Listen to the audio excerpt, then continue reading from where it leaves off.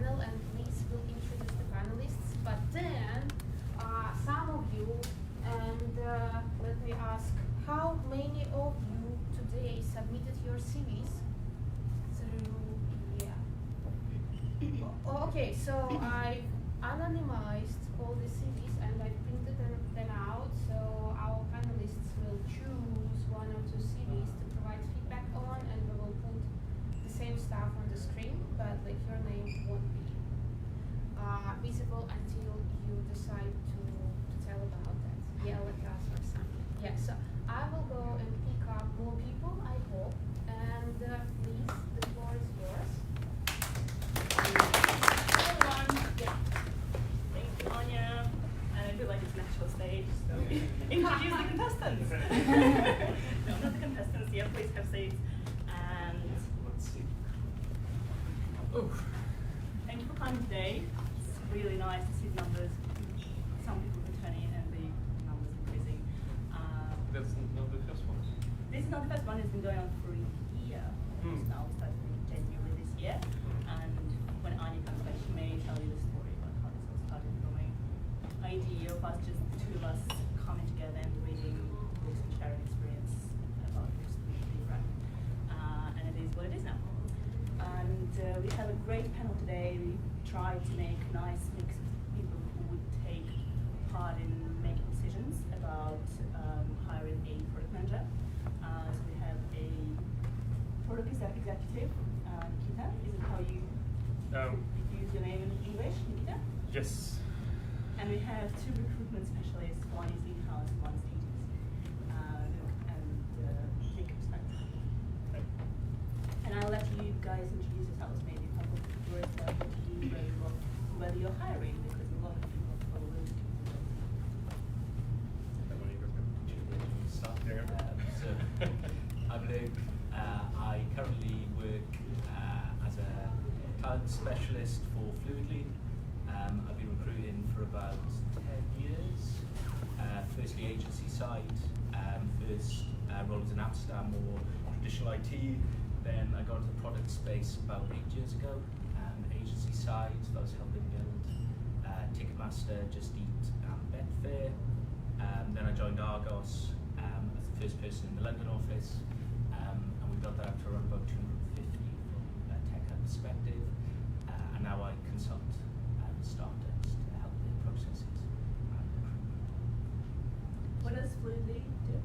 Fluidly is building an intelligence layer, so a category to predict small business owners' cash flow and then connect them with products, so it's kind of like a marketplace that will predict them through the magical words of AI and ML. Test me. Yeah, I'm Nick Sebastian. I've been recruiting for probably about 8 years in the digital product space. I oversee a team of product, tech, and data. It's just how my company is structured. So the product manager piece is mine, and our colleagues oversee software, data, design, etc. And I guess our pitch is to be the one-stop shop for Series A, Series B funded companies to help scale their businesses. We work with VCs and we work with new CEOs in kind of coaching and helping them scale their business across whatever they're going to need. And a big part of that is pushing back and advising the client on what it is that they may need. And as we go through those processes, something we'll get into later, it does shift. So a lot of the time the person that they say, or the tick list they say at the very beginning of what they're looking for, actually in the end turns out to be something quite different. But that's something we'll go into a bit later. Cool. Nikita, Anamani, banking for SMEs. I'm kind of a co-founder and officially head of product. But when you're co-founder, you're doing everything at the same time and working with constraints. So you need to sell, you need to hire. Yeah, my previous experience mostly about the software engineering processing, like agile stuff and all this thing. Yeah, that's pretty neat. Nice. Are you hiring? Sorry? Are you hiring? Yes, but I mean, like, so kind of, we have plans for kind of to hire a bit in March, April. No, it's a kind of let's say it's a holiday time in terms of HR. You know, product managers you're hiring. So I'm slightly, that's the kind of a start of discussion. We slightly move into the thing that called product designer. Okay. That's probably the point of the discussion. So yeah, it's a kind of a product product person with some skills, product engineering skills or product designer skills, but we decided to kill the product manager in itself. Okay. So, like no, like the classic definition of a product manager. So. Not the classic definition of killing. Yeah, yes. As you see, kind of English my second language, so yeah, I can kill somebody with no reason, using words. Cool. Okay. Maybe we could start as we slightly touched on this topic on the different types of product roles, and based on that, what would be the different things you look for in a candidate in CV? Yep. First thing I would say, I suppose, is that I've placed, I think we've probably got 550 clients that we work with across Europe. Realistically, we probably currently work about 40 of those, but so we place in product managers into different businesses, and what they're all looking for is slightly different. We've seen product managers come from a range of different backgrounds. Some people coming from healthcare. One of the kind of upside chances, somebody was a corporal in the army, and the kind of regimented discipline of what you learn in the army turned him into a very, very good product manager. So I think the key for the people that are in this room today is that we probably have all of this large parts of the skill set to be a product manager, just sort of untapped and channeling that into a different place. But the skill set that you need to be a product manager, I'm trying to think objectively, because my clients call me all sorts of weird and wonderful things that they want. But it is about being detail orientated. It's about being a people person. It's about being an unofficial leader sometimes. And I think probably the key thing is championing the customer or the user, whoever it is that you're building this product for, putting yourself into their shoes, understanding them. That's going to be crucial. That's it. How do you see it from a CV? From a CV, I think very, very difficult from a CV. Obviously, that's why lots of you are here. I think a lot of the time it's about getting on the phone to people, meeting people for a coffee. Something I'll talk about a little bit later, but meeting as many people as you can within this space. I think for the CV, it's about putting your key skills forward. Not just the key skills, not just what do you do in a day-to-day role. Lots of people have the same role, and you have multiple colleagues, but you individually will be specifically good at one part of this, and driving that forward and saying, actually, within my business, I'm the go-to person for this thing. I'm probably the best person in my team for this. And being realistic and saying, here's probably where my weaknesses are, and you will be able to naturally find the right product that's gonna fit you. But that strength could come from almost anywhere, especially if you're already in sort of a digital role, i.e. marketing, data, whatever. We don't really know where that's going to come from a lot of the time. So it's difficult to put across. But if you some people go to read your CV. If you make your CV into a bit of a story, sell us on you as a person. There's an element of technical skills, but ultimately you as a person, that's what's really going to kind of push it over the line. I will agree. In terms of CV stuff, this is a piece of paper, right? Like with some words in there. You have, somehow make us, somebody on the employer side, kind of catch the eye. Sometimes, so I've got an experience like, CV at the end, just kind of caps hired me. Like, oh, that's interesting. Like, let's have a coffee or something. Yeah. So, that's the kind of a that's the topic is kind of around the CV, but it's not about CV, right? Like you're applying kind at least if it's another kind of a thing like very plain text, you probably meet the candidate. So the end goal is make it interesting. Yeah. So yeah, but because that, I would say that if it would be kind of the tone of voice when you are saying something in your CV, like I've done something, rather than I'm doing something, like that's the point to kind of that's at least the kind of you can talk about results because the product manager says. Of course, there are kind of a processes and tools and kind of a soft skill stuff and so on and so on. But at the end of the day, you will come to your future product manager. You will say something like, "Okay, we are all busy, but what exactly we've done, kind of so far, in this kind of product or initiative." So, and if you see that at least you see this type of tone of voice in the CV, like rather than kind of I was doing that, I was doing this. I've done something from scratch. Let's talk. Yeah, I think CVs are hard because they're quite subjective depending on who's looking at them. But like both the guys have said, I think focus on what is a product manager and what they do. So if you're a UX product manager, focus on customer. If you're more of a technical product manager, really bring that out. Core for me when I'm looking at a product CV, I kind of break it down to vision, data, stakeholder communication and delivery. So make sure when you're writing a CV, you're really showing what you've done, and that might be just projects outside of work because you haven't got commercial experience, but keep showing your potential and how you know what product managers do. But I would stress one of the most important things is to meet different product people and talk to the community and do as much work there to help with your CV as well, because they should go hand in hand. It's hard for a piece of paper to define you, but yeah. So I really work on network as well and events like this.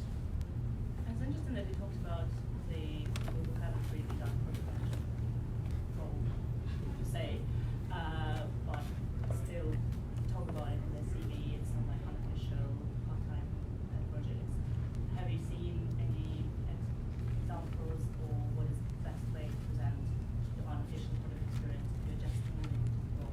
What would be what's there? So in terms of how to portray on your CV, I would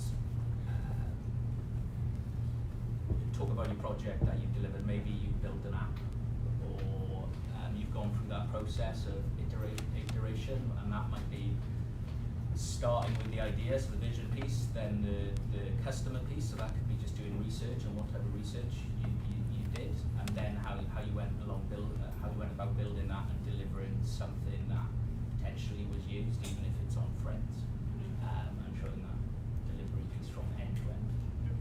And I think even the very beginning part, I think you may not have all the technical skills to build something, to design something, but actually the first part is identifying a problem, identifying a genuine problem. And it's a problem that you're having, have confidence that other people are having this problem. And you say, actually, whether it's in work, in my personal life, whatever the problem was, I identified this problem and I went about the challenges, I researched the challenges and went about fixing it. And people will look at that and say, actually, this person may not have all of the skills, but certainly they're showing something here, a bit of initiative. One example this week, I spoke to somebody, I won't say the name of the company, but this person worked in editorial at a big travel company, and there was a problem with the product, and she was constantly moaning about it to the head of product, to the point where they almost had an argument, and they said, well, if you think you can do it better, come and do it better then. She said, okay, fine, I will, and she left editorial behind and went and became an associate product manager. Now she's like one of the product leads in about 3 or 4 years, just through saying, actually, I've identified a problem within it. Was obviously it's a bit easier because it's a lateral move, but I've identified a problem, and actually I'm going to, rather than just complain about it, I'm going to come and solve it. I've got loads of ideas, and if you haven't got the bandwidth to do it yourself, I will come and do whatever piece I can and give you the resources to do the rest, and it's worked out of her. So it's basically like pretty much that process. You can do that from inside a company, outside a company. I talk to lots of heads and directors of product of apps that I use, and they say, how do you find the app? And I go, we've all got problems with it, and it's quite difficult to tell the person that to their face, but ultimately they're hiring to solve these problems, and as long as we're on the same sort of path, we're pretty aligned on that. I think we'll have some sort of success. Is pet project ever too small?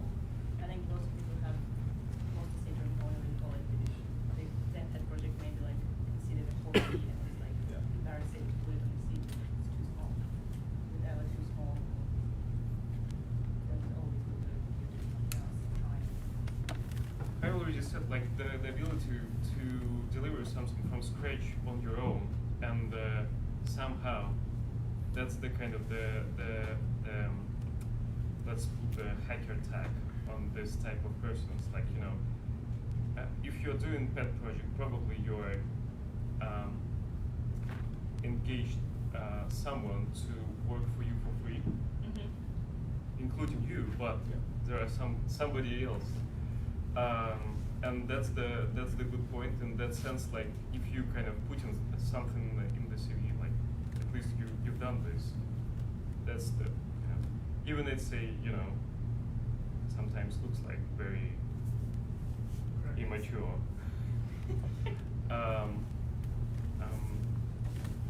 Product management. That's the kind of a thing as already we've said, kind of agreed that that's the quite not a unique, but the very about integrity of different skills, and you definitely couldn't have all the skills and the experience in everywhere, in every subject. So sometimes the result would be like immature product, but the kind of the intention behind is kind of matters for me personally much more rather than good CV. Back to it. And every job ad, you guys probably see product job ads to say entrepreneurship. We want to see some entrepreneurial skills, and you say, how am I supposed to show that I've got a full-time job where 60 hours a week? How do I display that? I'll actually go in and doing something, no matter how. To your question, is the product too small? Not really. It's showing that they've identified the problem. It's showing the initiative to do it. There's a certain entrepreneurship in getting someone to work for you for free. So yeah, I think just showing that willing to go above and beyond, and you're not going to be the kind of person who says, that's not in my job title, that's not, actually willing to do whatever it takes to get the product where it needs to be. I think that says a lot, regardless of how successful it is. And I think showing off on your CV is really important. So it's not our job to search for your potential. It should be there. Like if we have to go and search for it, then there's someone else next to you who potentially showed that. So like really focus on showing your best and hitting the points on that piece of paper. Just like in a job interview, I think people aren't looking for a reason to hire you, they're looking for a reason not to hire you. And ultimately, if you dispense with any of those reasons, and then they're left with no reason not to hire you, and then hopefully that's how you sort of get a job, if that makes sense. So. On that, actually, what would be the reasons not to hire? So we've established there is no perfect product CV, but what are the mistakes you think? CV mistakes. I think making things too general. I think it's very difficult. A lot of the time, there's resources out there to go and research a product. If you're doing, I could send somebody for 5 different roles, especially if they're a junior or associate, and the CV or the cover letter or what they'll need for those 5 roles will look wildly different because the products were in 5 different spaces. One is a massive company like Amazon, one is a tiny startup, and what you will need to do is defined in different ways. And I think, obviously I'm a recruiter, so I'm going to champion working with a recruiter, you don't necessarily have to, but you take a little bit of time to understand where the product is at. Most product companies will be talking about the stuff that they do, and you should be able to tailor, if you understand enough what they do, tailor your CV to that. And even if you make mistakes and you know things are out of date or whatever, the person interviewing you and reviewing the profile will see that you've taken the time to get above and beyond, and I think that will stand you in good stead. But seeing things that are quite general, like you said before, it's difficult for us to pull that out, and it is quite time consuming. Trying to find a job is almost a full-time job in itself. So, but at the same time, if it's too general, we just can't see it's just, especially if you're in a role where it's going to get 20, 30, 40 applicants, there's a number of people in the room now. How how do we distinguish that? Well, actually, you might have said, I'm great at 100 things, and everybody else said I'm great at 100 things. But if one person says, actually, I'm average at 100 things, I'm really good at this one thing, and you find a company that needs that one thing, that will push you far ahead of the kind of general people, if that makes sense. I think cover letters have become, I think they went out of date a few years ago, but they've come back, especially with the new ATSs for startups. So my question would be like, why do you want to join our company? So that's your chance to go above and beyond the CV that you have. So it could be like, I downloaded your app, I like this feature, didn't really like this. Like this is what I would do, or this is what I've been thinking about, haven't played with your app, etc., etc. And that gives you a really good chance to tell a bit of the story that you played with the product, downloaded it, engaged with the company, and that'll catch my attention. There shouldn't be too much out of their spare time. So they're coming to you and saying, I enjoy doing this as a job. So it shouldn't be too much of an effort to do it if you're promising me that you really enjoy doing it. Yeah, I would just kind of continue the cover letter story. It was a very bad example. That I believe that was a lady, right? That doesn't matter. So it's so she wrote me like, whoa, like I literally want to do anything on the product side, and kind of I can start with kind of with everything that you will give me. But by the way, I don't like your stupid mail campaign, and this and that and so on. And kind of like, no, thank you. Just kind of, just you know, like if you that's I remember kind of I remember this. I would say candidate, and she caught my eye with a letter. But like you know, the first part is very good. Like I very kind of into something like you know, happy to work for free. Like dare to prove that you are kind of you know you won't regret to hire me or something like that. That's the kind of the positive intentions that I'm looking for. But kind of after all like. Well, the mail campaign was the campaign that saved our asses like a year ago, when we kind of we have a promise on the market that we are kind of a business assistant and we will do that and that and that. But at the end of the day, when we kind of launched the product, we had a cart and the glitchy app, and this kind of a marketing campaign saved us. So yeah, so in that terms, you probably have to have to be a little bit more careful in terms of understanding what's going on. Hurting other people's feelings. Yeah, it's not about feelings. Like it's a kind of a yeah. I mean, like if you're gonna start like by the way, how your campaign was, you know, with this meow thing. And kind of, I have a kind of a, if you thought so, improve this kind of message on the market, Yeah. something like that. So yeah. It's not constructive. Yeah, yeah. So quite rational, and you kind of think like, even it was a kind of a mistake, I kind of appreciate mistake. The product management is all about mistakes, you know.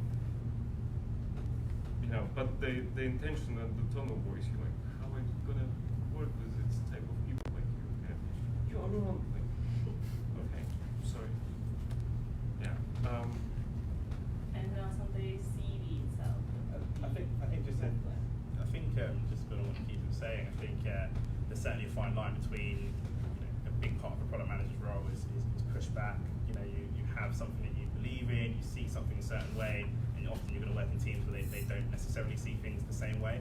And how do you display that in the CV and putting things across in a positive light? So I think especially in the startup world, everything's about value.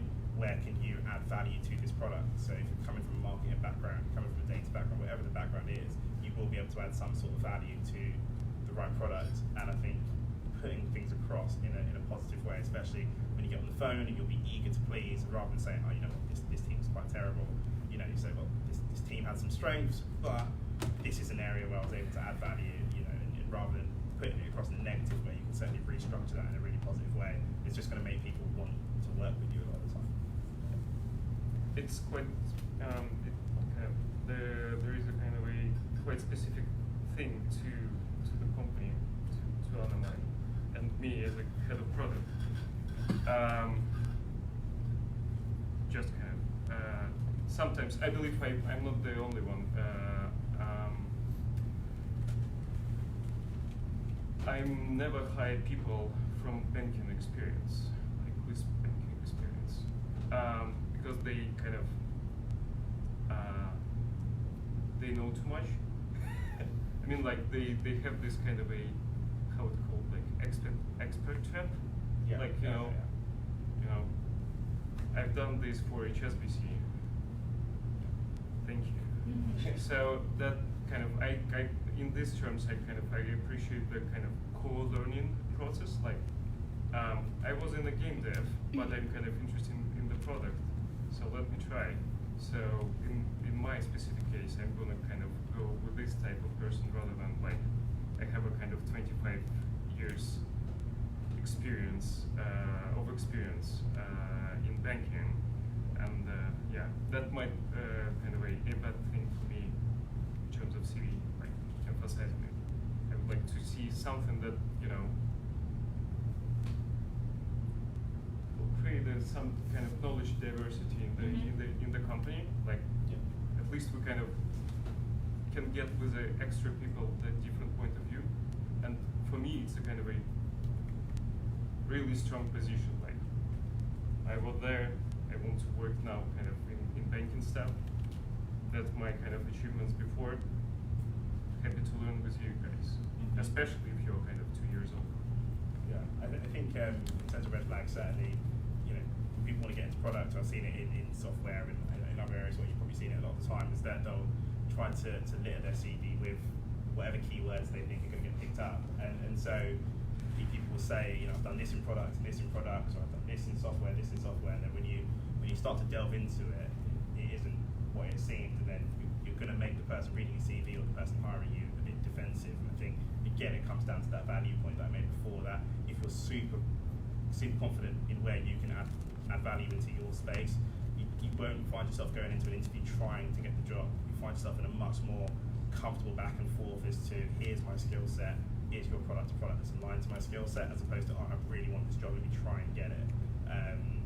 The product community is quite, if you've got a company you really want to get into for whatever reason, you certainly can get there. You might not be able to get there right now, but certainly you'll be able to get some feedback and pick up the skills at a later date and maneuver back around. They'll always, not every single company, but a lot of the companies will always be around and that sort of thing. So I think definitely not overselling, on that side of things. But keep it, like Nick said, keep it really relevant. yeah. Talk about what you delivered in your current role and past roles, as Nick said. If you need to kind of look at other things, maybe it's projects. If some people went to university, talk about a project that you delivered there, and it's a starting conversation for people in your interviews. Try and keep it. Don't really go over 3 pages unless it's really relevant. I don't like boxes, but that's just a personal preference. Yeah. So stay away from boxes. And personal interests, try and keep them quite engaged around the product community. Everyone loves traveling. So yeah, just like Nick said, keep it relevant, keep it concise, and talk about projects and delivery. What about a portfolio? Is it similar to a designer, where you're looking to have a website or something else? I think so. I think I recruit for design as well, and don't want to get into design's a whole different thing, but certainly in design, just like in product, it's crucial to understand what this person has done versus what other people have done in the team. We work with some companies with massive design teams, and they've got sleek looking portfolio, but we don't know what this individual person has done. And when we start talking to them about it, if you know what you're looking for, it will become pretty apparent pretty early on that this isn't all of their work. And I think a lot of the things that you might think are a weakness are not a weakness. So some people might say, I don't know, play up the amount of development that they've done, when actually they've been managing developers. You can put yourself in a difficult position because there's lots of companies out there that don't need a product manager that can do development. They need a product manager that can manage developers. And so like I say, it's about that sort of marriage of your skills and what your skills are suited for, as opposed to putting yourself in a quite awkward position where, you know, especially in a kind of startup environment, things are going to move pretty quickly. If you kind of over egg some of the skill set that you've got, you could find yourself going in on day one and then dropping a load of work on your desk, which is directly in this area that you really don't want to be sitting in. You can find yourself way out of your comfort zone pretty early. So sticking as close to the truth as possible, well, as close to the truth as you can, and yeah, I think the right thing will find you. Certainly, if you're having informal conversations with people, I think a lot of the conversations that I have with both candidates and clients, and some of my best clients, some of my best candidates I've placed multiple times, they've all started out, not all, but a lot of them started out as very casual, informal conversations, not business related at all. But you will pull little eggs of information out from different people. So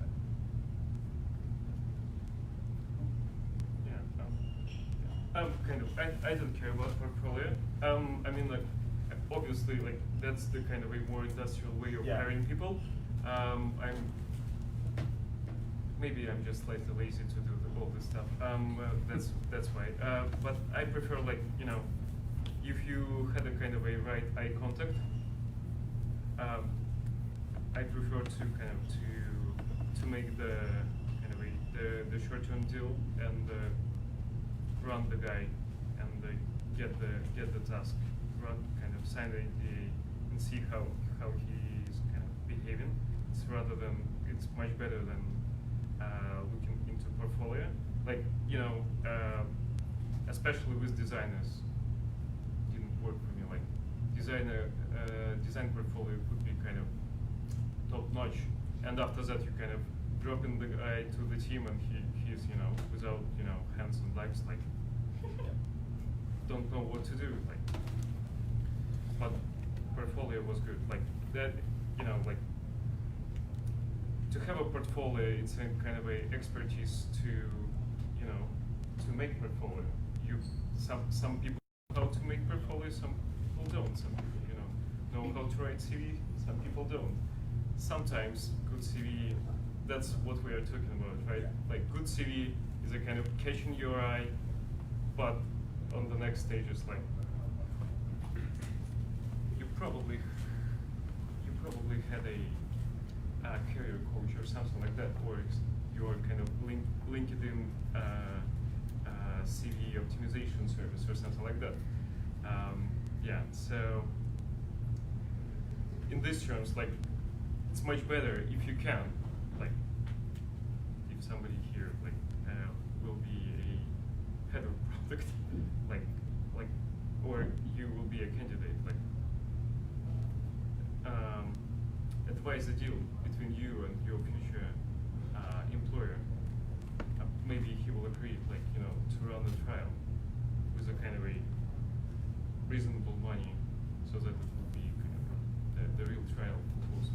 Because sometimes on the candidate side, maybe you will agree. You know, you're going through a whole list of interviews, especially if you want to get this type of place like Amazon or Facebook. You get 5 interviews. You kind of going through this. You've got an offer. After that, you have a kind of adoption period or something like that. After that, you have to choose the team, and you're choosing the team. And after that, you get, shit, that was the wrong team. So, and you know, that's could be a kind of a good deal from both sides. Like, you know, that's, you know, people are dating before they marry. Why kind of it shouldn't work in our kind of area?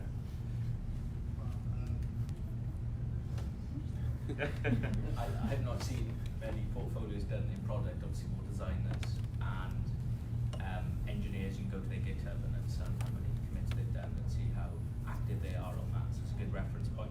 A lot of engineers do have their own websites now and talk about projects and blogs and things they've liked reading.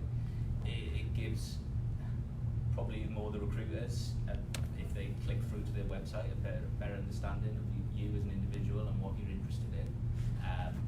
So I can't see how that can't help. But yeah, again, it's down to time and how much you want to put into it. Thank you. I have run out of questions, so I think it's time for you to ask your questions if you have some. You can ask a specific person, you can ask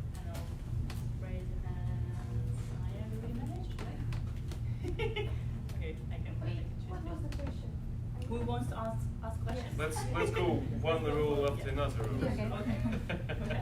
Hi, thanks a lot for coming here. I have a question, taking a bit step back. Can you tell a bit more about your hiring process? So you need to hire a PM. How do you go about it? Like where you source candidates, whether you consider like on their door or cold calling candidates. So just tell a bit more how you go about it. That's for these guys.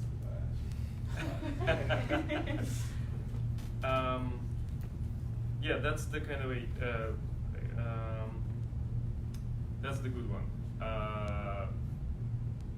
Let's kind of respect the maturity of the company. It's almost 2 years. That's not a big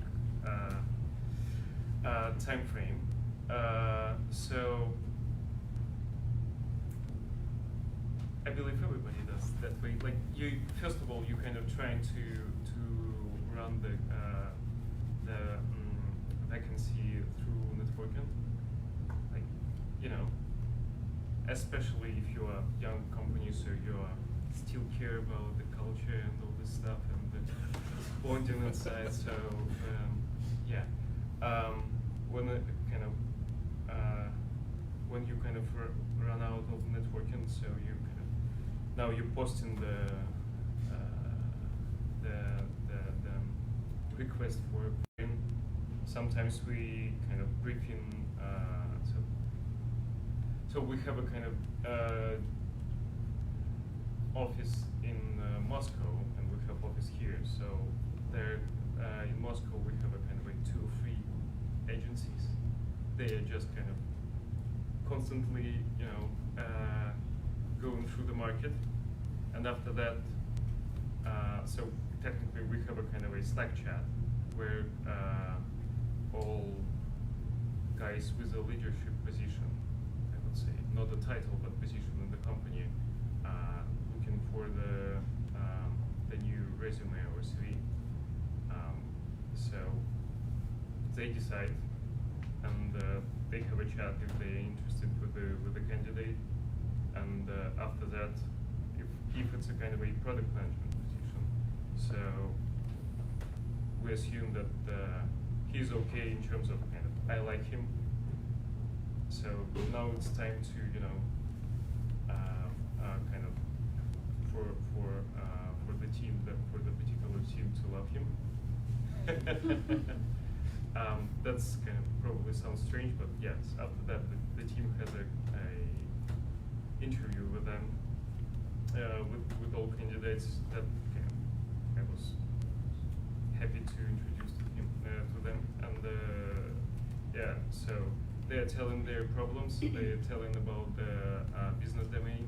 As I said, I prefer not to hire people with a kind of their business domain that we already kind of developing.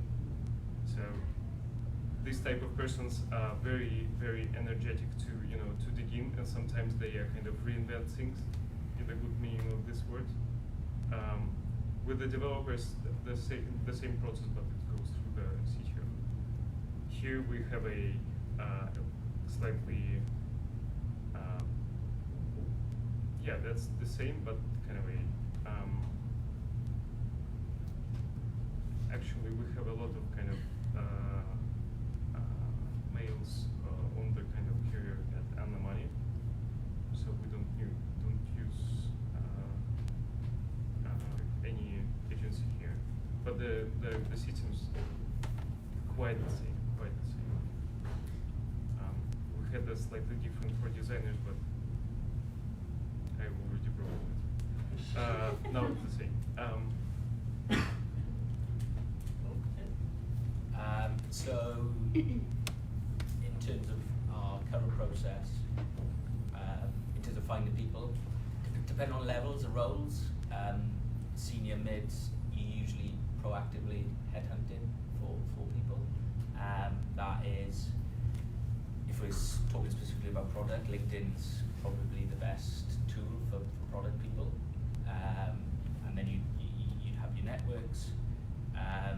For junior, you're hoping if you do a really good job ad and your company has a good brand, then you should get a good response to that.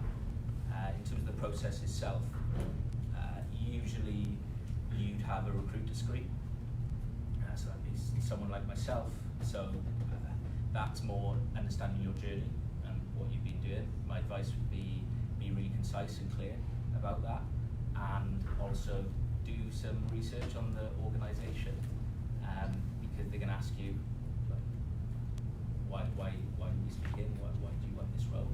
And give as much information as possible on the product. Again, them calls are quite subjective as well, so try and sell yourself as much as possible. And then in terms of process, you're understanding, you're going to have different sessions. We run different sessions. We have about 6 different touch points. You're going to want to understand their vision, their technical experience, how they work with stakeholders and stakeholders. So in terms of prep, really really kind of understand or really go in depth with behavioural questions. So the time I did this is my response. This is how I dealt with this is how I dealt with that. In terms of projects as well as humans as well, to be really prepared on that. One of my product managers asked a simple question like, okay, if you could launch a startup, what would it be? And talk me through that process from start to finish.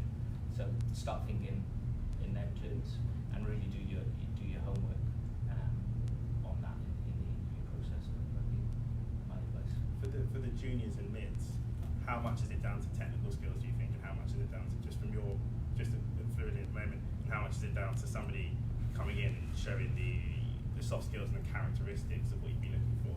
And I guess maybe then you look at a track record of them learning new skills, but what's that balance like? I think when you're hiring for juniors, you're working on potential. So what is the potential for someone to do this? So if you're having a technical session, it's not understanding if you're technical, it's understanding your ability of where you are now and where you potentially could go. So that's just being open and honest and talking through your thought process is really important with juniors, because we're measuring your potential, not what your experience is. But really look at the job description. What I find about product managers, when I speak to them, they're the most detailed people when it comes to A, asking for feedback, and B, asking what the next steps are. So don't be afraid to be like, right, okay, what is that interview going to entail? What is that first session going to look? Who am I meeting? What do they like doing? Really go into the detail with the recruiter to ask what them people are like, who you're going to meet, who you're going to meet, and what them sessions are going to touch on as well. About the levels, because now you're talking about there's mid, junior, and senior. And what I've noticed that a lot of companies are actually just trying to search the senior product managers. What do you now see in the market? That is there a lot of junior product manager positions, or do you see that it's still kind of like very heavily on the senior side? I think for my experience, it depends on the state of the company. I think when I've got companies that are like Series D funded, maybe they've moved from being run by a founder to now run by a CEO, and they've got a lot of financial pressures and runway, different things like that. It then comes down to, okay, every penny I invest into a new person that joins this business needs to give me some return on investment. Whereas if you're going into a seed-funded company or a startup or something like that, you'll be able to go through with, not every single time, but I think you're more likely to be able to go through on soft skills, personality, ability to learn, energy, different things like that, and say, in a year, 2 years, go out to the market and say, look, I've been at this startup, I've tinkered around with a few different things, maybe things that you hadn't touched on in your previous role before you got into product, and now actually my skills in one area have grown a little bit, my skills in this area have grown massively, and then you start to form the kind of the overall product journey that you're going to take. But yeah, so I think it's the kind of middle ground companies, I think, are looking for seniors. Big companies like Amazon and Google don't need consistent people coming through, and smaller companies are going to be more likely to get through. Also, I think they're also less likely to pay agency fees and things like that. I can't over-egg how much, I mean, it's to my detriment really, but I can't over-egg how much you should be talking to other product managers whenever a client doesn't have budget or that budget's pre-allocated and they don't want to use me or another agent. They will say, we'll go through our internal networks, and that just means we're going to the team and saying, hey guys, we're looking for somebody, let me know if you think of anybody, and if you could really be meeting somebody at meetups like this and different events, and they go and tell you what, met somebody really, really bright, let's get them in for a conversation. And it can literally just be that. It's a bit of luck, but it's creating your own luck at the same time. Just to quickly clarify, when you say juniors, do you mean people that have just graduated, have no work experience, and they want to be a Yeah, PM? I have the same question. What Or- a junior is? Like, Yeah. Or is it people that have 5 to 10 years of experience in Yeah. research and sales, and they're junior in a PM role? Yeah, so for me as an agency recruiter, I'm really dictated to by my clients what they see as junior. So what different people see as junior and senior, it's really not up to me very much. I think junior is going to be where you are on that product journey. That then it's always difficult to make a career change because you start getting your salary up to a certain point, and then you junior in somewhere else, and you might take a little bit of what feels like a financial step backwards to go forwards again. So again, I think product and these sorts of roles are so subjective. A lot of the time it depends, but it also depends on how relevant that experience is. So I've got people coming from a consultant background, consultancy. They've not been a product manager as such, but they've done a bit of product ownership on different things. And a client might feel actually this person has enough technical experience to go and sit with the mid-level people, but it really comes down to the value that they think that you can bring. So are you bringing the same value that other mid-level people in the business are bringing? You could even be bringing in the same value as some of the senior people in the business. It just depends on what that journey has been like before you get to that point, and what your skill set might be. But it's very, very difficult to say, and a lot of the time you find yourself disagreeing with people, but that's part of the process.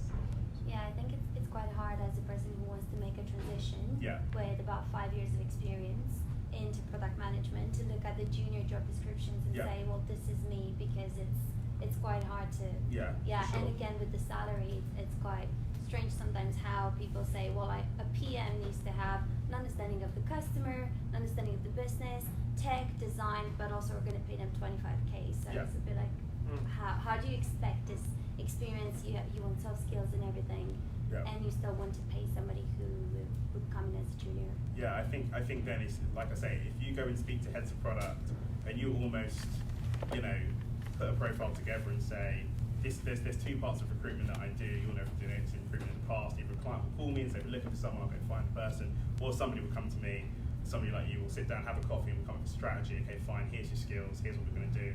I'm going to send this profile out to people that I know in the market. And I think that if you are confident enough in the abilities that you've got, I don't know what your individual background is, but you say, look, I've been doing this, I understand in the kind of web and Venn diagram of what a product manager needs, there's some areas that I'm a little bit weaker on, but actually I know my customer, here's how I can show you. I know marketing, here's how I can show you. I know data, here's how I can show you.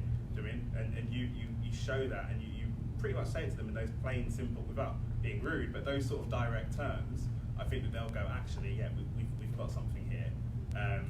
And then the salary one's difficult, but all you can do is say, look, this is the ballpark that I'm looking at, that I'm comfortable at. Either it works for them or it doesn't, and then you sort of go from there. I would say for people making that transition, a lot of the time you have to be proactive. If you're going on job boards and, like I say, people are looking for a reason not to hire you and not looking for a reason to hire you. So ultimately, you put that profile together and you say, I know that your company's working in this space, in this space, in this space. Guess what? I've got experience in A, B, and C as well, and I'm really passionate about what you guys do. Test me on it, get me in, test me on this. And if you go, I've loads of people that I think this person probably isn't quite right, but they've got loads of energy, loads of passion. They go in and absolutely blow them away. If you think you've got a business, do you want somebody who's got all the skills but doesn't really care about what you do? Or somebody who's about 70% match but really likes what you do? They're going to go above and beyond to learn and go the extra mile. And I think it's about taking that proactive approach a lot of the time. I'd also add, if you are the sideways move is frustrating, and sometimes you will have to judge things around salary, and you might have to take a step back. But you've got to look at it where you're going to be in 3 years' time. And when you negotiate in a low salary and you're pretty confident what you're going to deliver, say to them, right, in 3 months' time, I want a review and I want to set expectations that I'm going to hit X, Y, Z. And do this before you join the first week and say, if I hit these 3 things, I want to have a salary review to this. But make sure you're really clear, because if you say, can I have a salary review in 3 months, some companies would be like, Yeah, sure. yeah. Definitely. And just building off that as well, in terms of the sideways step, actually, if you're, I don't know what you guys specialists are individually, and you'd be keen to chat to any of you who want to talk afterwards, but if you feel like you're about to make that sideways step, maybe move into the business first, or move into, if you're in a business that doesn't have a digital product or isn't a product focused on that product team, you can look at establishing that, which I've seen people go into, head of digital or whatever, and saying, actually, we don't have a product offering, let's build it out. So then your salary likely, they're not going to drop your salary based on that. Or you're going to move into the type of business, the type of environment that you want to be around. So although you're still doing the same sort of role you were doing before, you are now talking to developers, designers, product managers every day, learning things from them, having lunches with them, attending their meetups. I know a ton of people that move sideways from marketing or a data background into product management because they just stepped into their meetups and said, or into their stand-ups, into their meetings and said, right, I'm just coming to join, I want to learn, I want to know what's happening. And then the sideways move, once you're in the business, is a lot easier, especially around that sort of salary negotiation. It almost puts them in a position where they can't really drop your salary, they're just moving sideways in the business. So. Companies don't want to lowball you, they're just mitigating their risk because you haven't done it before. So if you do deliver in 3 months or 6 months, and they will reward you, and if they don't reward you, then they're not worth it. Yeah, that's the thing that we are doing. Like when I say that we're trialing people, like still kind of offering them the quite low salary, like not the full price. And if they agree, that's the kind of a the first kind of check mark. You're happy to invest. Back yourself, Yeah. Because obviously, when you change in any kind of one company to another, you're always learning, especially when you go into this type of position. But back to this junior stuff, I just kind of gonna share that if I would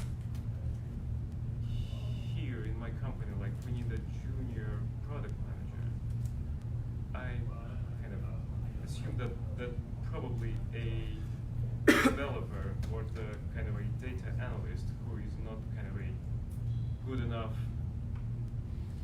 for now, like to manage the team as a whole process, but he kind of happy to join. Like it's not a kind of a junior manager, like I see something like that.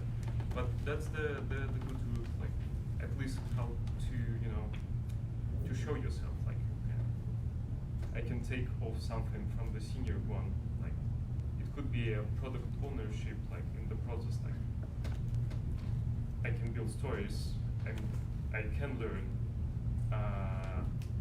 how the market research works and all this stuff, but I will take all your kind of a headache with the team management, like all ceremonies. That's the junior manager for me, like, and he will probably evolve to something else, and that would be a kind of the trial for us. And as kind of already guys said, they 3 months after, there is nobody have any interest to to pay unfair price for kind of a reasonable part of the job. Like you run in the trial, you see that kind of you see the trajectory of the person. You can hit the mark like above your expectation. But this is a kind of the tricky deal between in a start, like this dating moment. Well, I have a tricky question, frankly speaking. And this is, I don't want you to treat it like, being discrimination related or something like that, but do you feel that there is the spot when candidates are too young to get or to switch to the job, or maybe too old, based on your experience? My general experience is a lot of headhunting for senior roles, so it's really about the sort of experience that they've got. And when I'm headhunting for senior roles, often I'm bypassing a lot of the typical stuff that you look at in a CV. I'm not even looking at where they've got to university. I'm not looking at that type of stuff. By this point in their career, they're well beyond that. But no, not really. I certainly don't think that there should be. But again, I'm an agency recruiter. I'll send over the people that I think are good. The clients will say yes or no, and they don't necessarily have to tell me the truth. So I sometimes might have a feeling as to why that person's getting a no, or but I would never know for certain. So it's probably a difficult one for me. But technically speaking, no. You'd hope there isn't any bias, but people have bias, unfortunately. But as companies, well, certainly in my area, make sure the teams are fully aware that doesn't come into it. Just to stress, junior, mid, and senior, that's not age related. That's how much you delivered. So you could have delivered a thing in 6 months, and you potentially have so much worth to that organisation, they'll take you on as a senior. So I wouldn't say that junior, mid, or senior is age related. And from a hiring perspective, it's about the person being able to do the role. So age shouldn't come into it. And in terms of the sideways step thing that we've been talking about before, there might be somebody who's older, who's a CTO, and then they move for whatever reason into chief product officer. So people do the sideways step at all sorts of levels just to demonstrate what Luke's saying, that it's about what people have delivered and where they're at in the organisation. So I think that's probably a good way to look at it. Yeah. So +1. The thing is the opportunity to hire too young or too old people.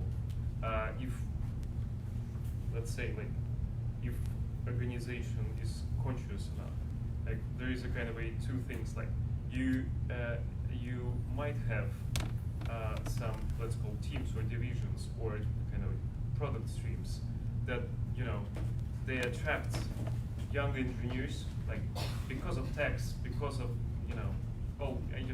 even market could be so joyful for youngers,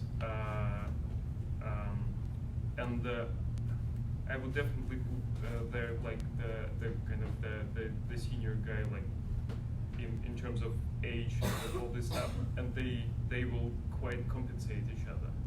At the same time, so I had not in this kind of company, but in the previous experience when I kind of used to work with very, very big banks as a agile consultant. In Russia. In Russia, yeah. Yeah, I worked with a few. All big banks are the same. Doesn't matter what kind of country. So there was a kind of the development team in the core banking, and the average kind of was a kind of around 55. In kind of they literally kind of spend whole life in the bank, and the kind of it's hard to build an agile team with this type of persons. They are too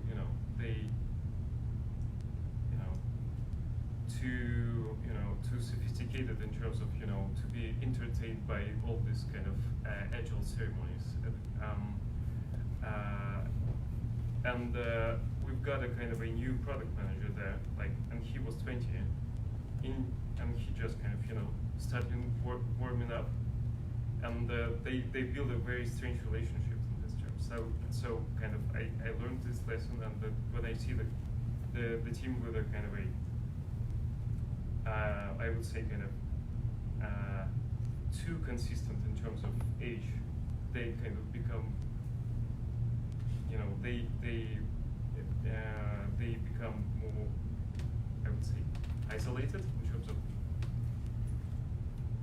even they can't generate something kind of reasonable. So in these terms, it's always kind of a good solution to hire someone in opposite age to disrupt the team or even the product review. I think as well the product landscape at the moment is so diverse. There's products built for lots and lots of different people.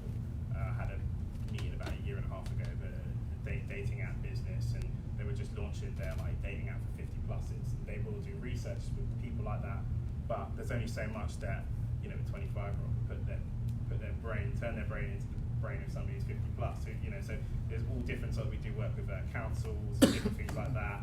Lots of accessibility work. So you will need people that reflect the customer base. And as we see more products for a range of different people, the teams will have to reflect that somewhat. So that's why I think, again, it's about finding the right product for that person. It shouldn't be, some unfortunately it does happen obviously, but there will be opportunities for those people. Thank you. I have time for one short question and answer. Someone hasn't asked a question yet. My question is, what is the difference between product manager and technical product manager, and is there a difference? You're probably the most technical person. So product and technical. So it really depends on the. So there are a lot of classifications, like there are gross product managers, technical product managers. We already discussed junior product managers. It's really you have to different companies put the different meaning behind this kind of word. It's sometimes like we don't have technical product managers, but I know that some product managers are quite technical. I mean, like because they are the product more technical rather than customer faced. Yeah. I can say for every for every company that kind of either for me there is no difference. Right? Just don't. I think for lots of my clients, especially when they're going through hyper-growth phases, they will hire multiple people, and a lot of them do the Facebook model of hiring people for the business and not necessarily for a specific role. So in that sense, there'll be a range of people that are technical, non-technical. They just wait until you come through the door. I think when I see something that says technical, and obviously it's my job to go and qualify that with the client, that means there is something that this person has to have. For this specific thing, they need to know data. It's a massively data-driven, very complex area, or there's something specific that they have to have. But again, the word technical is subjective and it will mean different things at different times. It doesn't mean that you can't necessarily get the job, but it might mean that there's definitely a hard barrier for what they're looking for specifically. Yeah, I think it varies. Like a technical product manager, if they work in the search team and they've got to know Elasticsearch, etc., then that they become more technical around that. Some technical product managers might be able to be involved in architectural sessions, and I think, for its simplest terms, there could be some product managers who understand how much output the developers are going through and what they're building, and if they're technical enough to read the code, they're able to increase or understand the output that the team is having. But it does vary. Like some companies I've worked with, they're very technical. Other companies say they're technical, but they just know some design architectural. I believe that should come from from times when we had the kind of product managers from FMCG, and this type of guys has to be kind of separated from the IT product managers. So probably that's the definition. That's a good point, yeah. Yeah. Like in the startup community, there is no kind of we need a kind of a technical product manager. Most of the time you're talking about head or just a kind of just a product manager. That's it. And you assume that there is a kind of somehow technical background, but for big companies, probably that's the good solution. Yeah. Well, so like I said before, I think a lot of the time when a client, sorry to you, but when a client puts out a job spec, a lot of time that's a wish list, and it's not. The good clients I work with that we fill a lot of roles with, they're very realistic and know exactly what they need.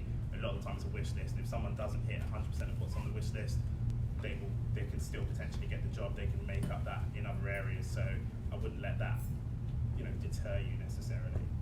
But again, it's about looking at the specific job spec, and if it specifies technical, there should be something in there that says, okay, they're looking for this specific thing. Maybe this product isn't quite right for me, or this particular position on that product isn't quite right for me. But there's somewhere else that I can add some value. So.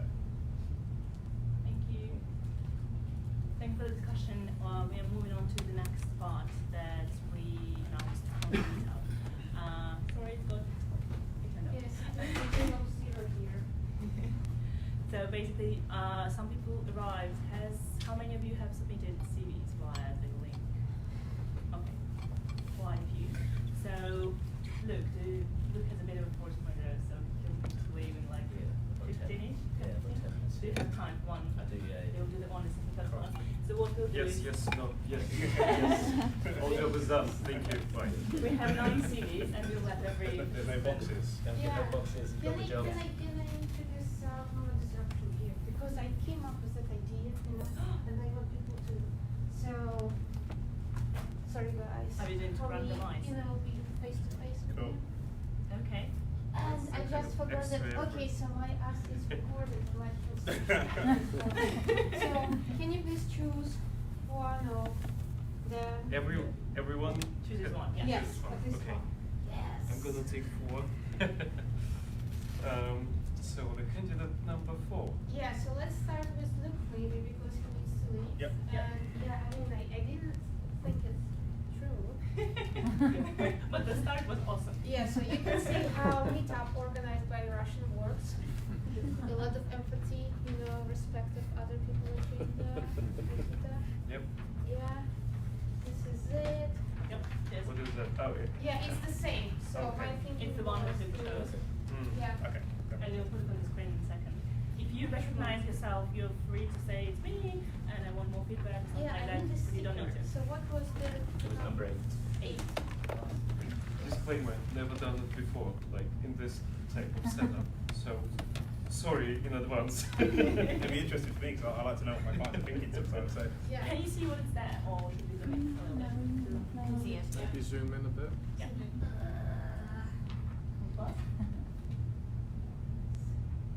Awesome. Yes. Awesome. So did they pass the technical interview?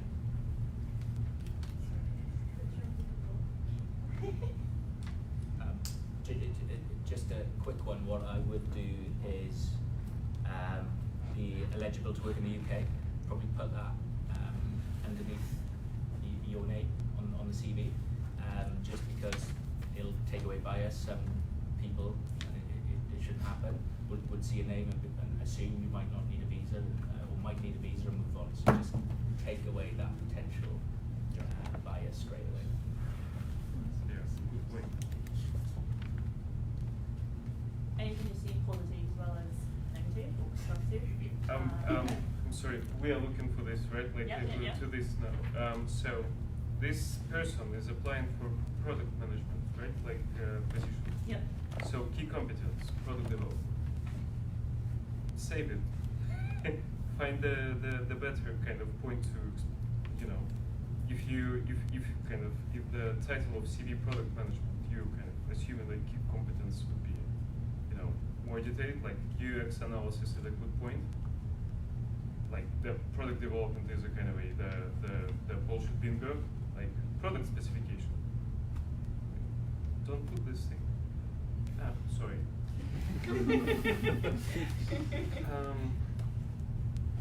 That was very honest. Yeah, I'm kind of I'm from country where nobody is educated to be politically correct. So that's the bad and the good point at the same time. Can you please give a bit more feedback why? Why not to put it there? I mean, like, so, look, you are going to product management job. Yeah, so that means that there is a kind of a basic level that will, I believe, everybody will put in this in the CV, like the basic stuff, like product development. You're applying for product management. Of course, you kind of, what kind of thing should say this key competence? Like, if you're applying for product management stuff, obviously you at least kind of, I assume that you will know, like, at least words like, iterations, customer research, and all this stuff. So I'm looking something like that's gonna catch my eye, like to find you as a personality, like, because it sounds strange, but I'm gonna try when I'm reading to understand, can you think? Like when I will give you or somebody else the task or the goal to achieve something, like how can I understand that you can think and work on the problem, and the product development hashtag and the product specification hashtag doesn't matter, especially some people are kind of working with one specification, another specification, so a good company invents their own specification, so it doesn't matter. Yeah. Can I just ask, are you saying that what you would expect to see in the key competencies are about you, not what you can do? So enthusiastic, passionate, but so you're looking for empathetic, you're looking for the keywords, or maybe more specific than that. No. Even you are writing the product development thing. So be specific, like as I already kind of emphasized, like UX analysis, the competence that at least make me feel like, okay, that means that the guy or the lady knows a little bit about UX frameworks and how the user testing is doing, like. But the product development says me nothing, and kind of. It's too generic. Yeah, too generic. Especially if we're talking about the specific job position.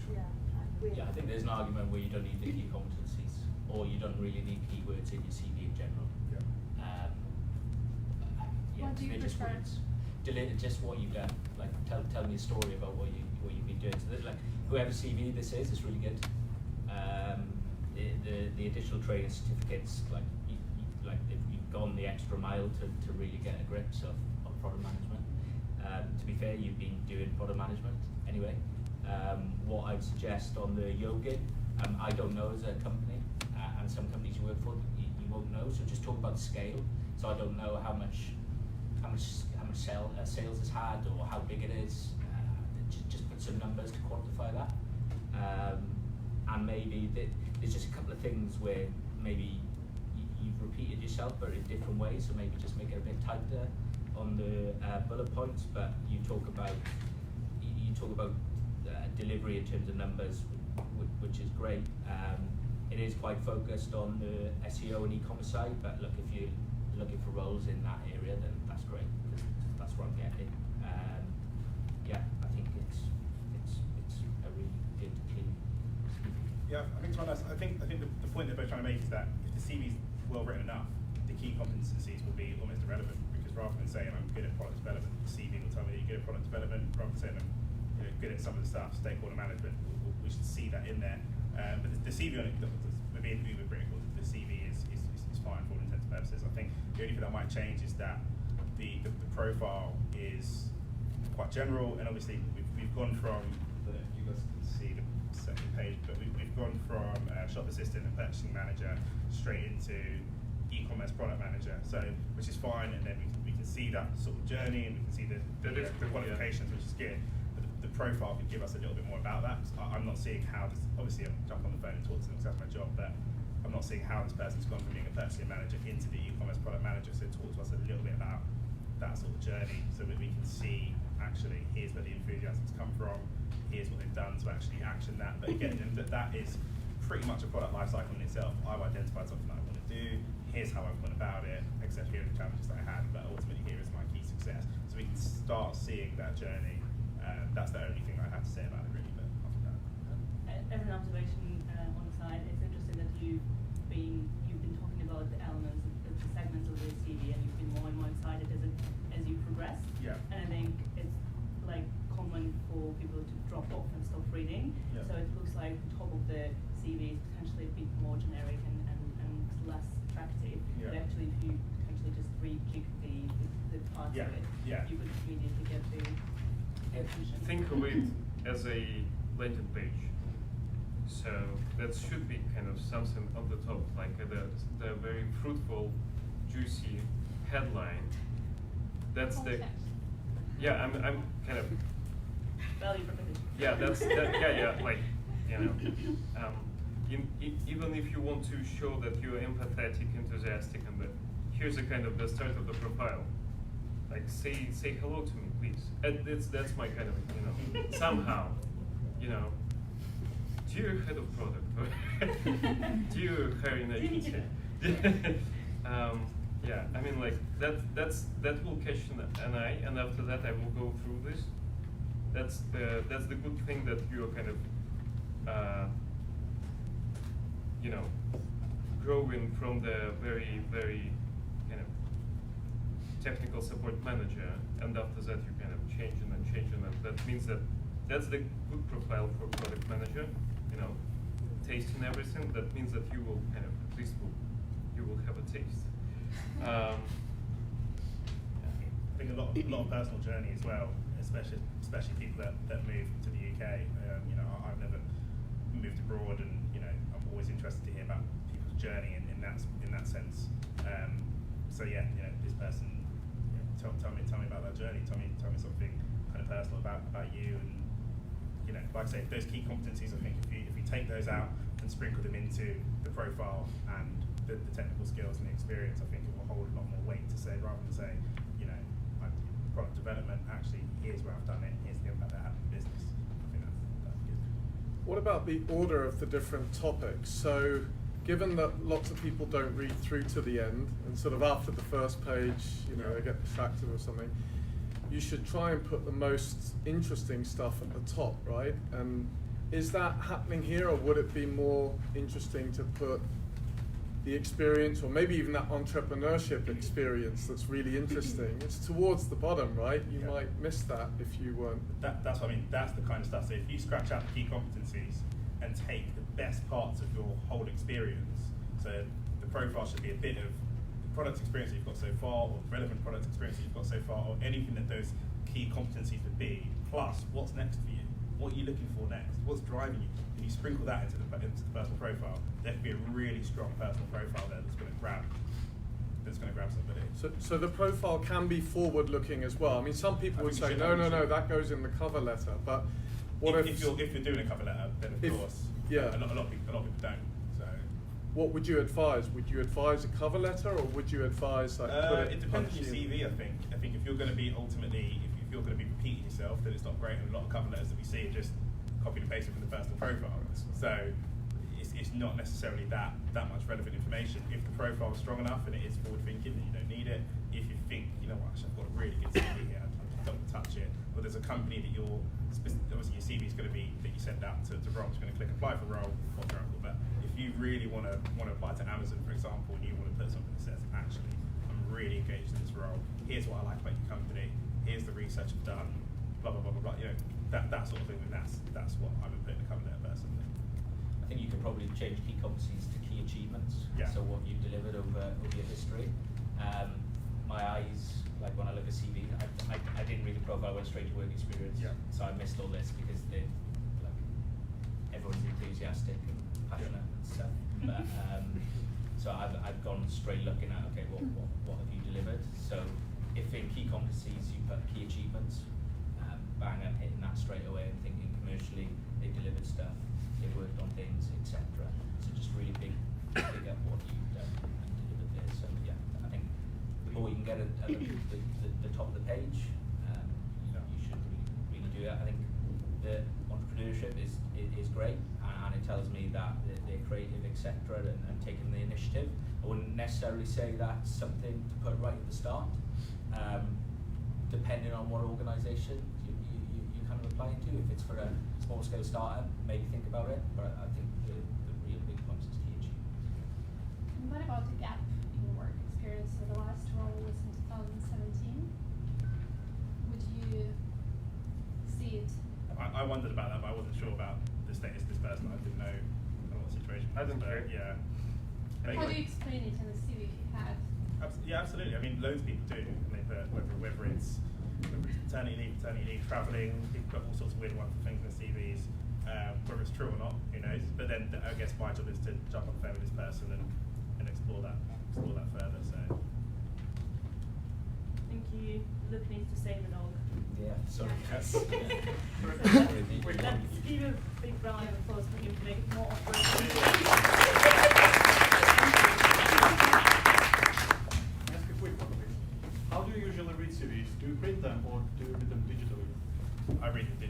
So I'll be looking at, if I come in over the weekend, there might be 20, 25 in the mailbox. I'm not going to print more. And then obviously I've got like a phone or a tablet or something, and I'll be on the phone to you, scrolling through, you know, at the same time. So that's my underground reading. Like when I go into the tube and yeah, maybe that's definitely I'm not printing. Then how about using cross-references, cross-links in the CV? Like That's the kind of the thing that you're observing the list. After that, you kind of taking something in your mind, like I will come back to this CV later, but you still kind of you always kind of go through everything broadly, and after that do this elimination game until and after that you start digging crosslinks or whatever you have as additional stuff. So shall we go to another Yeah, one? can you share one of those ways that we go with the four? Oh, yeah. Number 4. How important is to show like all your business? I mean, I've been in work all 15 years of my career. Do I have to show the continuity of the experience? Because then it's gonna go, the CV is gonna go really long. I don't think so. I think it's the experience. You want the experience that's relevant. Do you know what I mean? So anything that you feel is relevant. So if you've been doing the last 5 years in marketing and you want to start that journey there, if you've got something that you did before that you feel is particularly relevant to this, you can add it. If you feel like it's not particularly relevant, then you can leave it off. I think just enough for us to get a sense of what we want to get a sense of is like you said before you left, your key achievements and a bit about who you are and your passion, your drive, and what makes you different to the other CVs that are sitting in the inbox. And there'll be something that makes you different to everybody else. You just have to get that across. How you choose to go about it is up to you, but it's crucial that comes across. Yeah, that's kind of just a. I had the third place in the kind of in karate kind of when I was 11. So that's kind of the story of my life. But people change, and so it's kind of if you will cover and tell a story how you spent the last year for me, it's much better rather than observing everything. Like I personally like to read the case. Like if you back to the previous one, like there was a kind of a big story of the product manager and e-commerce. I would like to read the use case, like A4 story about I came, there was a problem. The team was kind of unqualified. I fired somebody. I feel bad. I hired somebody. I feel happy. So I had this and this challenges. That shows how you behave in the kind of specific situation. That's for me personally more important rather than your 5 years story. I'm sorry. No, it's fine. Yeah, and we kind of look at this one. Yeah. Can you comment on the overall structure quickly first before you get into specifics? Go through it slowly. Profile. Why nobody say hello? It's not cover letter yet. Yeah. So we're assuming that we haven't covered that. The overall structure is fine. Again, I think with Brightbox, Zero Group, I would put a bit more about who they are, what they do, and sort of. So I'm getting an understanding of. Earlier on we spoke about value. I'm getting an understanding of what this particular person did a little bit. They can probably dive into that a little bit more. But I also want to get a deeper understanding as to what is the overall impact that had on the organisation or on the product team, or is this a core product? Is this is this product what Brightbox do? Or is this I don't really understand how crucial that was, and that's going to especially for somebody that's got some product management experience. I'm not getting an understanding of the sort of level that they're at. It says 6 years of experience for sure, but without that sort of adding some colour to things, I'm still a little bit lost. And again, my job's to jump on the phone to everyone and chat to everyone anyway, but certainly this, you know, if you're going directly to a hiring manager, this could put you slightly below people that you might be more relevant than, just because it isn't necessarily effectively communicated. And looking at the CV's fine. You know, some people get a job with the CV, it's fine, but it's not going above and beyond and really telling that story. If that makes sense. The kind of emphasizing key achievements is a good thing compared to the previous one. There was a kind of the mix of everything that helps. Still, like, documenting detailed requirements. Gosh, like, you're a product manager, you probably can write the user story and at least kind of document it in the contents. That's an interesting point, actually, because I think that what people put down as their key achievements, and obviously, you know, it feels like that's pretty obvious, that's pretty standard.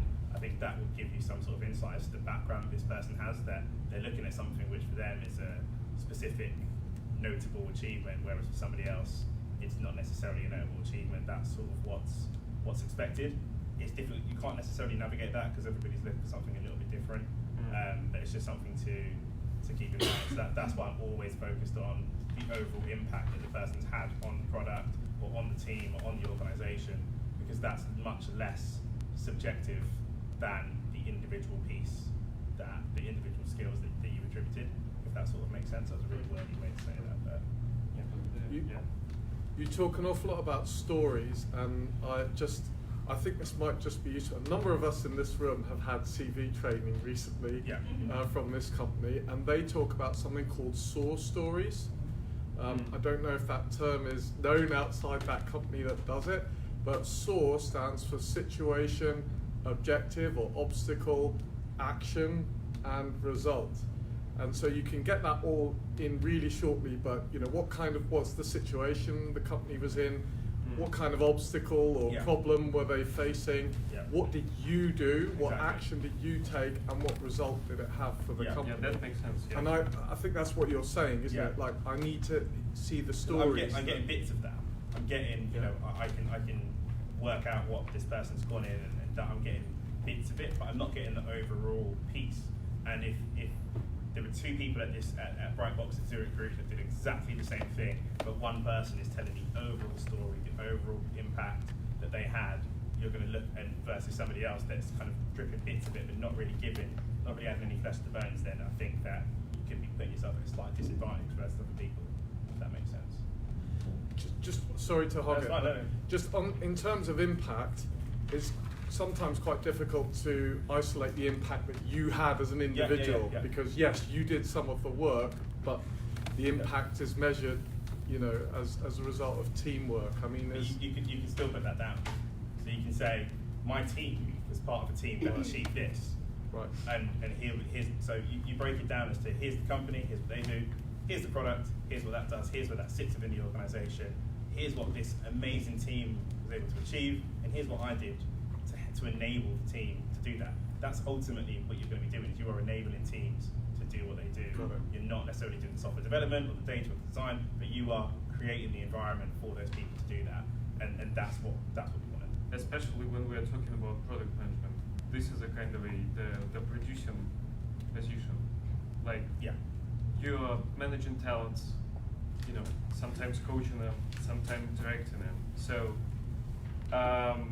I believe that everybody in the team, even it's a kind of engineer or, I don't know, UX designer or something like that, he will definitely put the success of yours as well, like his personal success. So don't be shy. Don't be shy. I have a question actually on this one. How much does the actual title matter, and does it, when you change jobs within one organization, should you list all of them? Should you list one better encompasses what they've been doing, the one that's closest to product management,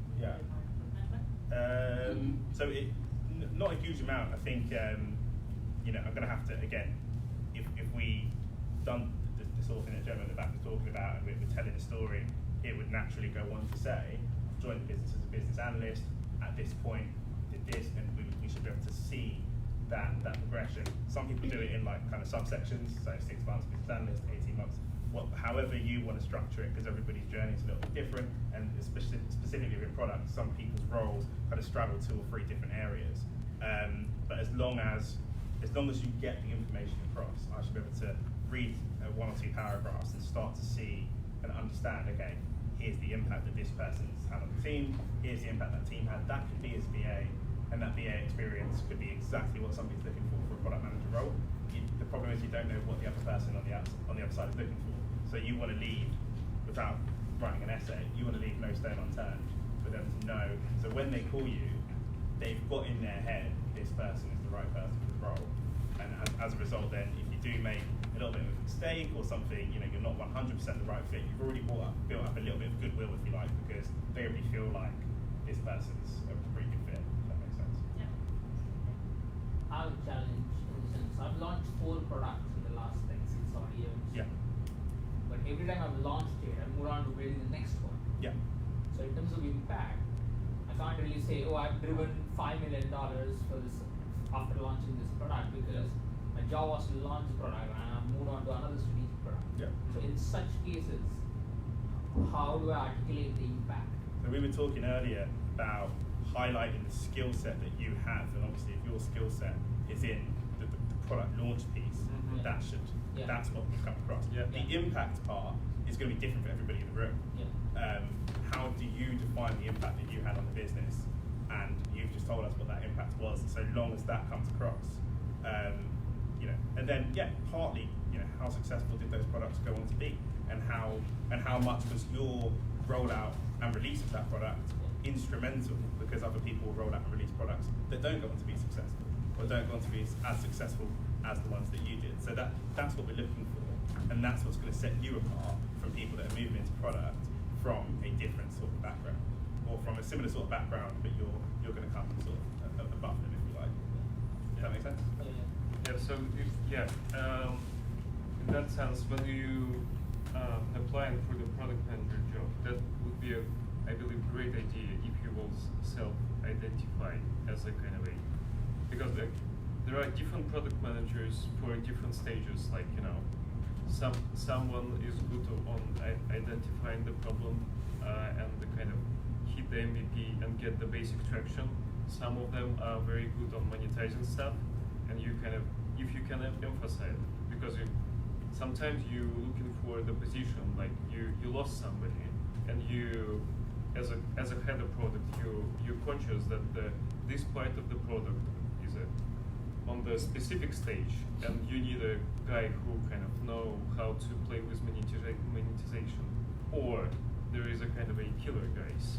Sometimes you need to, remove something from your product, because this part of the product is already, you don't need this, and this is another exercise, to run the proper campaign to about the stuff that we are closing the part of the functionality or something like that. So it would be great if somebody like product manager hashtag know how grow the product from 0 to 1,000. That would be cool, and it would definitely kind of shape the discussion if we will have an interview, so that so you are positioning yourself like the guy who launching the product. That's okay. So you will use this person as a kind of as a launcher, like a launch pad, product manager. Nice. Shall we move on to the last one? Yep. Is it number 6? It is, yeah. Slightly different profile. This is not a real name. Assume not to bring the dress as well. That's Mr. Ed. Can I just ask a really quick question about the last thing? If your experience is in launching product, but you want to move to another area, you want to move to monetization, how do you get that across when that's not what your experience is? That we already discussed it, like, But in the you're just profile. saying, like, I'm kind of the golden started for this stage, but I'm interested in another stage. Right. So that's okay. But even you're kind of a guy who is a kind of have the consciousness, understanding where your kind of superpower, that's the, you know, shows the kind of the maturity of you, not like, you know, like a product manager, but as a person. But yeah, for sure, yeah. I think it's as important to know. We spoke about earlier about knowing your own strengths and your own weaknesses and your own sort of blockers to the market. But you know, coming in and saying, actually, I don't have experience in this area, but I am really good in this area, and just being honest about that is going to give people the confidence that actually, okay, this guy knows what he's talking about, and we can sit down and we can come up with a plan as to how we get you from here to here. You know, but that has to be effectively communicated. That makes sense.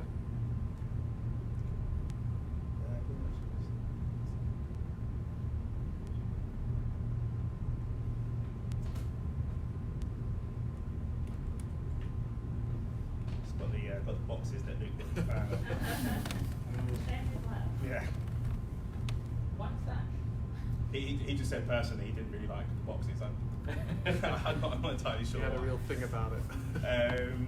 So I've heard people say that the crawlers can't go through the table. Sometimes it's a nightmare. I mean, I do design recruitment as well. People send you all sorts of weird, wonderful, colourful CVs and portfolios. It's a bit of a nightmare. But I think one of the things on the skills piece, the kind of marking yourself out of 5 or 10 or whatever it might be, it's a difficult one because that's self-analysed, and often the people you speak to will not agree that is where you are in those different things. So that's a tricky one. I would say, but then by the same token, you could just write down that your skills are active listening, and some people scoff at that and go, I don't know who they are. But yeah, so not every hiring manager is keen on that. Apart from that, this one's pretty similar to the last one in terms of structure. Here's the key things that I did, and here's the key achievements. I think, you know, from being a pre-sale person, this person's obviously got kind of the numbers down, the units, and that sort of thing. I don't dislike this CV at all. It's pretty straight to the point, to be fair. I don't know where to start. You know, really, like this left part is kind of always catching my eye, but there's nothing here. But I'm trying to go through but it always goes on the left side. I know what you mean. Yeah, it draws your attention. Isn't it? It's just maybe that's us being lazy. I don't know, because it's very easy to read the part on the left. So. Can we try another one?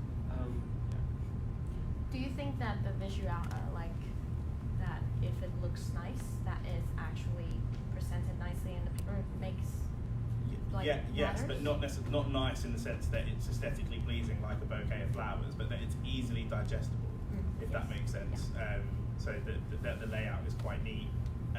You know, if this person's CV was for a designer, for example, most of my clients will say no because of the way that the left side is drawing attention of the eye when you're trying to get through the information on the right hand side. This person is the designer, so it's not critical to what they do. But yeah, the general structure of the information I don't dislike, but we're not really learning a huge amount about, you know, so we don't doubt are, but you know, the cloud service providers, I don't know what I don't get what the point is. So for example, if I'm hiring for product, I'm likely not going to know, or a lot of the people that you're going to talk to, I'm not going to know what a lot of this information is. So you're going to have to provide some sort of context as to what it is. A lot of the recruiters, or even people that have been in product or data, or whoever's reading the CV, a lot of the time it won't necessarily be a product manager or a head of product reading the CV. It could be a CTO. It could be someone in product that's from a specific background. So they will need clarity on what this stuff is. And again, they're looking for a reason not to hire this person, not looking for a reason to hire this person. So they are likely not going to go out of their way to find out a company that they don't know the name of or what a specific product is. That it'd be great, you know, I'd put a lot more money if they did, but they just aren't, unfortunately. So I don't know what your thoughts are as a hiring manager. Well, I don't know what your thoughts are as a hiring manager. Kind of as a hiring manager, I see that it's kind of too heavy to me. Like, just that if we are talking about the structure is kind of quite okay. Sometimes you see the achievements like increased revenue and all this stuff, but the last two at the bottom quite the same. Like it's different but the same. Like I don't feel like. I feel like very fuzzy mention in my head. Like I don't know how to treat this person. Like Yeah. you know. That's exactly what I said. But for somebody coming from this sort of background, the overall story is, you know, we just spoke about story before. Speaking about it again, but it's completely lost. There's a lot of good information, and I'm sure this CV would absolutely kill it for, you know, a pre-sales engineer role. But for moving into this role, you know, there's no personal statement. We don't understand anything about the journey. You know, we spoke about projecting. We don't know anything about the sort of context of the person. Or, you know, we just got a bunch of stuff. In this situation, still the some kind of storytelling would help to understand that still lack of context creates the obstacles to decide, because it's hard to read, and we are now kind of in the process, like we're trying to pull something, like to catch something here, to you know to. We're doing that because we're here. If you were in your office, you wouldn't be sitting there trying to pull information out of the CV at all. So that's the only difficulty. So yeah. That's, So, am I understood you correctly that at first you're looking for a story, and then for effects? Like I mean, like achievements the and story, not like, you know, I was born or something like that. And kind of like tell me, thrill me with your experience that you kind of that the product management is a kind of a not a, you know, it's not the kind of the fire test commission. It's a firefighter. Sometimes it's fire, you kind of fire in your building. Sometimes it's outside, but you kind of firefighting. And I'm interested in understanding of what kind of a story behind, like what kind of context did you have, so that I can imagine. Okay, I can kind of put you in this type of, you know, fire, at least for a start, because kind of I'm back to my kind of trialing exercise.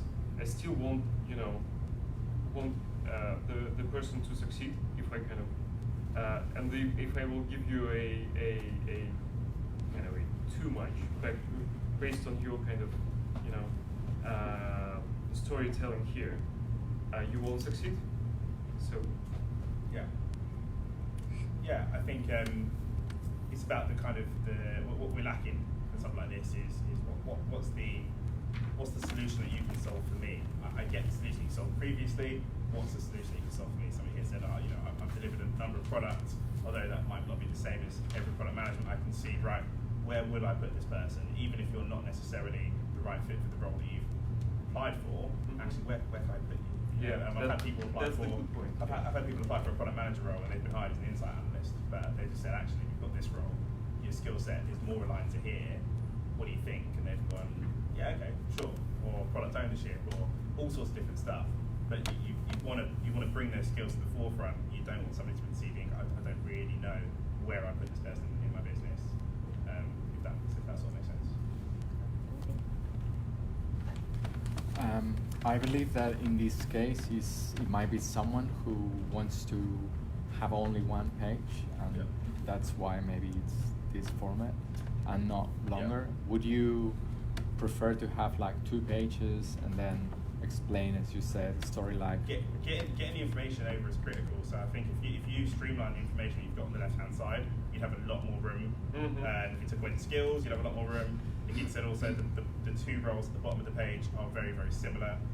Dating back to 2004, you could probably do away with one of those and actually add all of that space would leave you a sizable amount of information to put your story, journey, personal statement, your key competencies, etc., where you're looking to go. There's ample room in there if we trim the fat off of the roles that were, 15 years ago, and key skills which are sort of subjective, especially with soft skills. Soft skills are even more subjective than hard skills.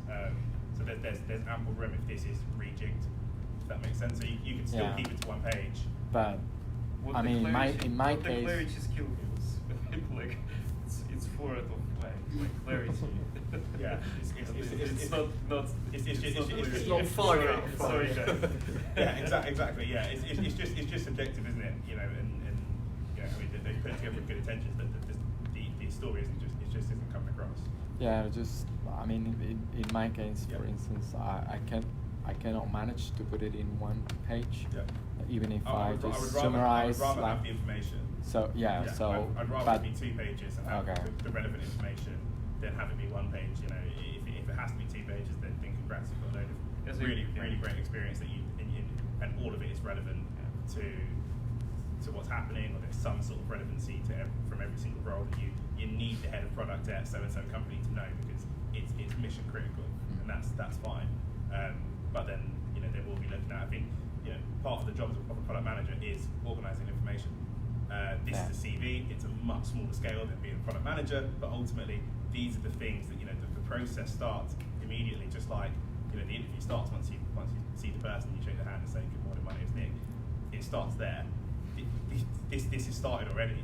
Long before you get the phone call or go and meet the person, we're already in play. So this is your first opportunity to show, actually, I can get a lot of information, I can solve complex challenges, I can distill the information down and make it bite-sized for people.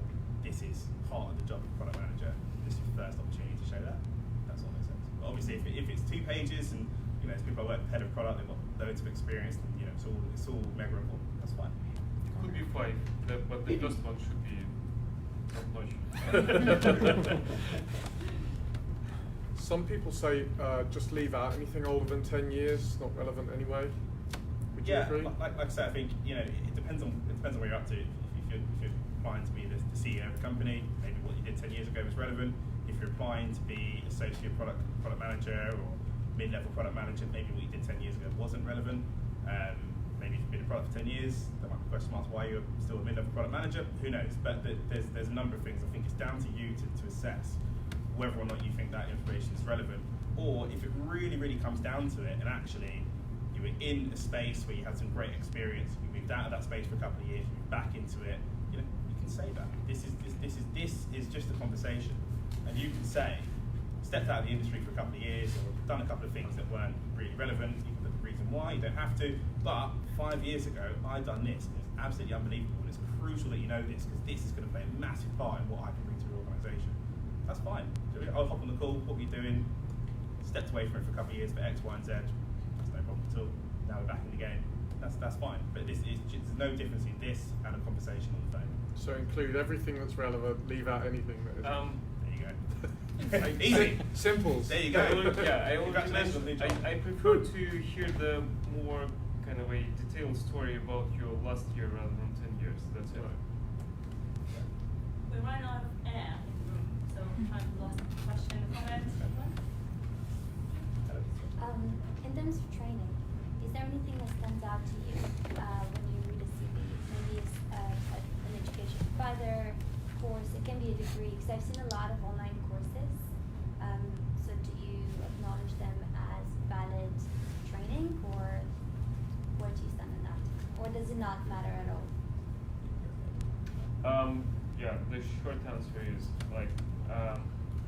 the existence of this blog matters, like that you kind of a person who cares to retrain yourself somehow, or you've been on the previous jobs and people invested in you and you get this training or something like that. That matters. The titles of course doesn't matter for me. Like the ability and your kind of own responsibility to retrain yourself matters.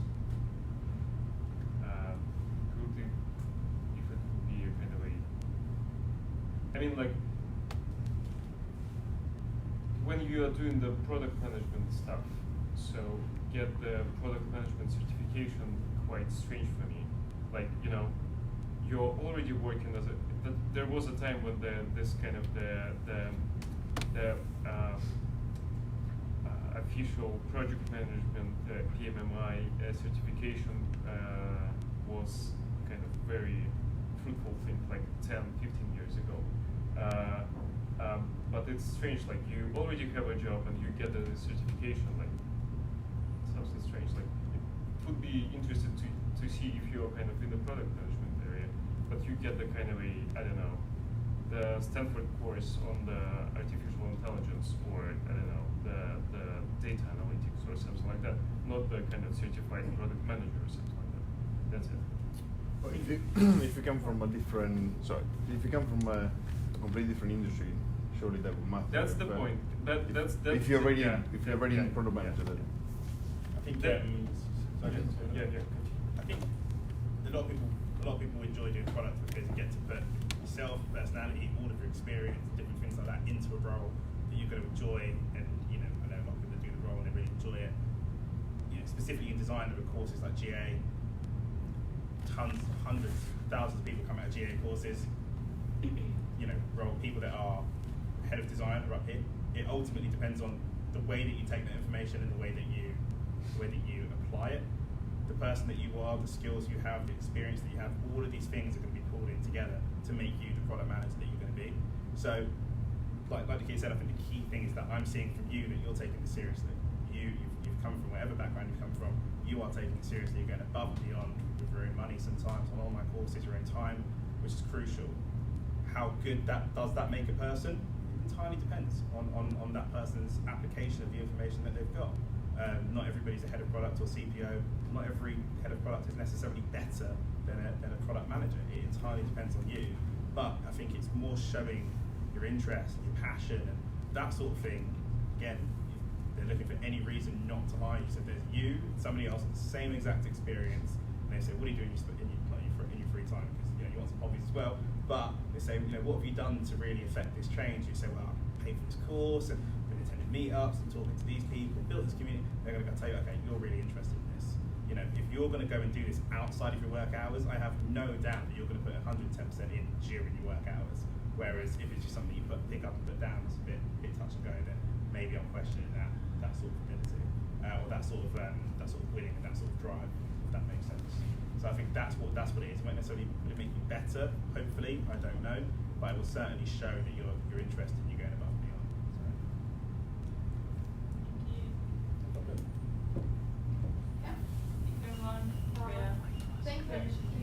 Thank you everyone. So can I have a round of applause for our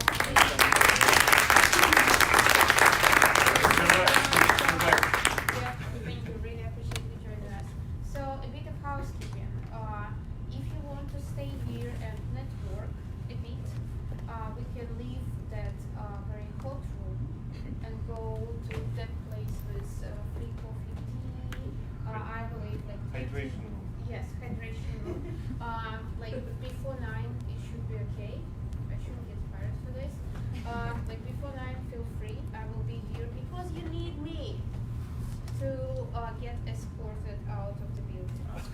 Yes, yes. So I've got the time. Yeah. Thank you everyone for joining. If you have any feedback, Meetup will ask you about your feedback. If you won't leave it, I will hunt you down and make you leave it. So please do it. Can I just say, you were saying as we came in that you hadn't organised meetups before and you were very nervous about it and everything. I thought it was brilliant. I thought the speakers were brilliant. I thought the CV exercise was really good and really creative. So I work in consulting. The first rule of consulting: under promise, over deliver. That was free advice for you. I mean, consultants don't do that. If you want to have some tea, coffee, water there, if you want to leave, you can wait and that way you can do.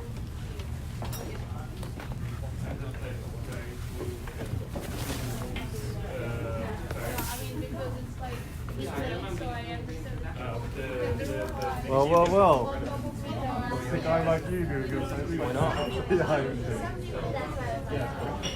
What makes you surprised? It's sort of the back of your head, and I thought that's flat, isn't it? I heard you met Marta at LHH today. Wow. Yeah, I know. Express fast. News travels fast. Yeah. Yeah, I met him. Nice guy. Yeah, very nice guy. Yeah. So, like, have you met I work with Mark? I don't know, man. Did I say yes? Yeah, I think I did. Yeah. And the source stories thing came back here a lot, didn't it? Like, nobody won a story about just fine. Like all of the case stuff is on point. There are some specifics, but yeah, it was it was the right thing to do. What does it mean? Do you think it helped? Like, what do you think about it? This, what this session? No, the content. Oh, the content. I thought it was very good. I mean, it shows different sort of slightly different personal styles based on how that's the reality as well, right? There is no one best way to do it. At the end of the day, there has to be a match between the person who wrote the CV and the person who's reading it. But I got lots of really good This type of story, like, Are you in a better position now to write your CV? So, are you in a better position to write your CV compared to half a year ago when we discussed it? Second kind of the broadcast. maybe it's kind of the. I don't know. I mean, it's the content.